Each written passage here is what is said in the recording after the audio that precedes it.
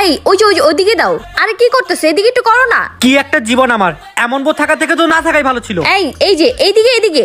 এই করতেছি না। আরে এই যে আমি এইদিকে পড়ে ঠিক যাবো দাও না। তো। আরে সরো তো। আউ। আল্লাহ, এই কি হলো তোমার? এই উঠো। আপনি কে ভাই? ভাই আমি তোমার যা। মনে হয় মাথায় আঘাত পেয়ে স্মৃতিশক্তি হারিয়ে ফেলেছে। এটাই একটা সুযোগ ওর থেকে বাঁচার। আসলে তুমি আমার বাসার কাজের মেয়ে।